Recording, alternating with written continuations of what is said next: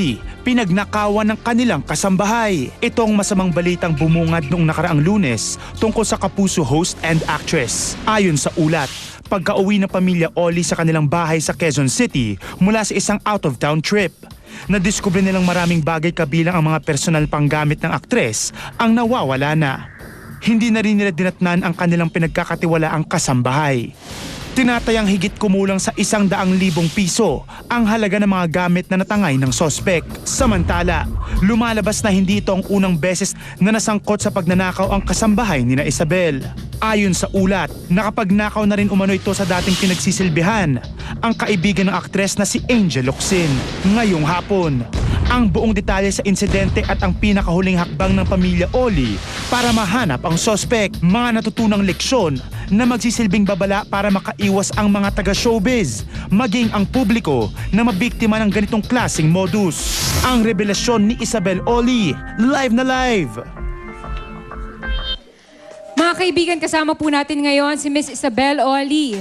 Hi. Isabel, Good afternoon po sa inyong lahat. Good afternoon, Shemerlu. kamusta ka na ngayon? Ako ngayon medyo okay na talaga. Compare last week. 1 week na ngayon eh. Medyo okay na. Nakapag-smile na ako. Pero pag-usapan natin yung kasambahay mo, kwento mo naman sa amin kung ano ba yung mga detalye, paano nangyari. Yes, nangyari yon last week. Galing ako sa Boracay natin. Nagte-taping First Sports Pilipinas. So pag-uwi ko, sabi ng nurse na umalis daw yung maid mga 6 p.m. pa. Nakarating ako sa bahay mga 11:30 p.m. na. So, ayun, nakita ko yung trash can nasa labas. Nagtataka ko, wala namang laman yung trash can. Nasa labas na ng... Pero sino yung mga nasa loob ng bahay? Sa loob ng bahay namin, yung nurse at yung daddy ko. Sila lang yung nasa bahay. And the maid.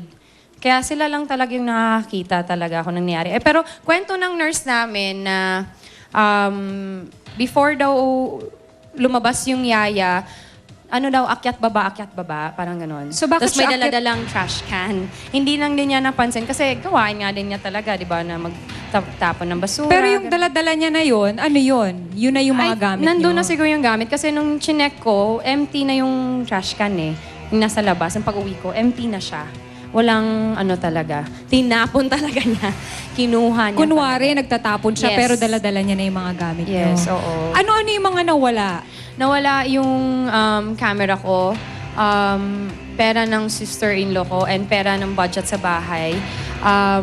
Mga cellphones na mga pamangkin ko, mga relo ko for taping, and yung pinaka, talaga, may sentimental value siguro talaga na yung relo ng daddy ko. Kasi yun yung relo niya, simula nung maliit pa ako, yun na talaga eh. Tapos dinala na ng kapatid ko 2 weeks ago kasi nandito na nga yung daddy ko, di ba? So dinala niya kasi kay daddy talaga. Ayun, pati ba naman yun, kinuha pa ng katulong namin. Grabe And naman. hanggang ngayon hindi na talaga siya bumalik sa bahay namin. Pag-usapan natin yung kasambahay, gaano niya na ba katagal kasama itong kasambahay niyo? Actually, 4 months pa lang eh. Pero sobra, Shemer, kasi siya... Shemer talaga. Jen, sorry. Sorry, Jen, nawala ko din ako. Mabait kasi siya eh. Tapos, bait-bait na mukha niya. Tapos, ang dami niyang kwento about sa buhay niya na nakakasad talaga at nakakalungkot. Ang nakakaawa siya.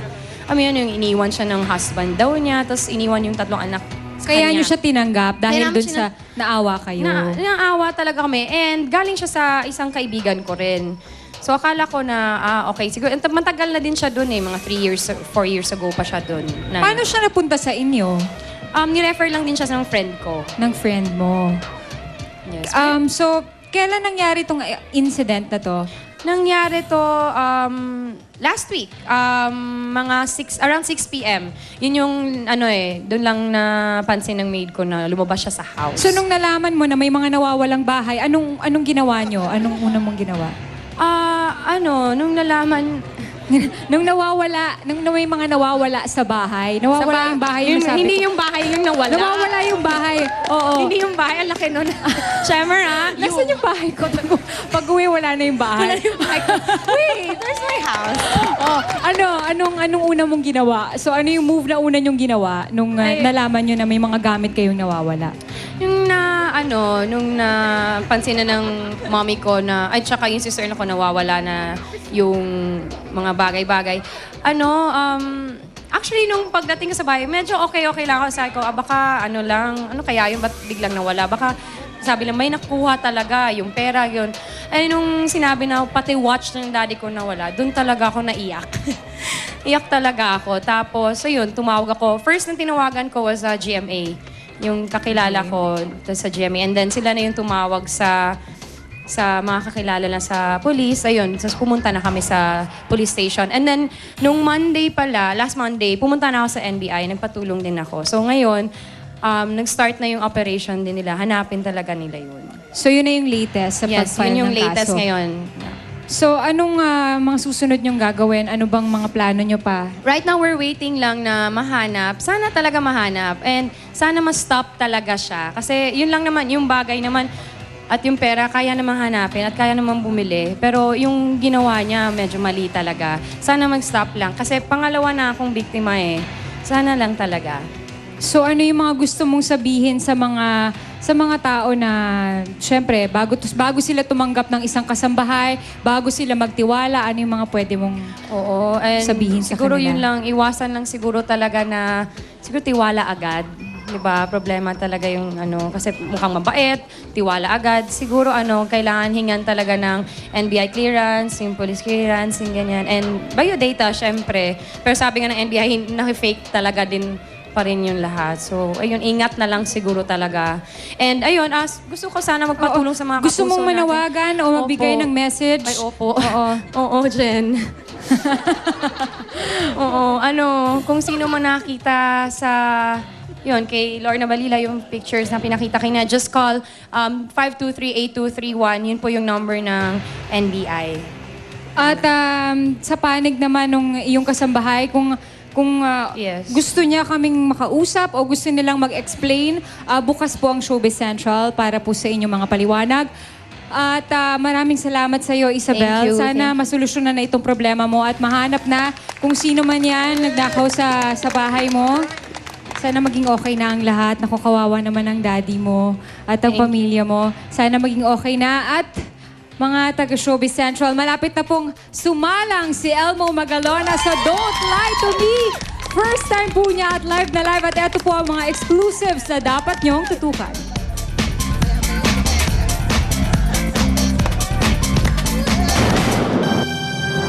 Ang kwento ng aktres, live na live. Pero kailangan niya maturuan ng leksyon. Aramina, dinimanda ang sariling kapatid na si Christine Reyes. Ang away-bating relasyon nila, tuluyan nang nasira ng utang at masasakit na text messages. Puno na siguro ako. Puno na. Jana Dominguez, nanganak na ang pag-amin ng naglaylo na aktres. Exclusive. Oo naman. Umpisa pa lang naman ready naman ako. Nakakatakot na nakakatuwa. Happy sobra nung nakita yung baby. Bea Binene, may mga sikretong ibubunyag tungkol sa kanyang pinagdaraanan at sa kanyang mga kasamahan. Ito ang Confessions. Susunod na, Janelle Manahan, handa na raw harapin ang mga suspect sa pagbaril sa kanya at pagpaslang kay Ramjen Revilla. Kailangan ko na talagang lumaban and maging matapang. At Marian Rivera, gumawa ng music video kasama ang P-pop group na Down to Mars. So it's a sign na talagang magkiklik ang grupo nila na kasama ako. Mag-New Escanol ka! Best in removing pimple-causing dirt. Now!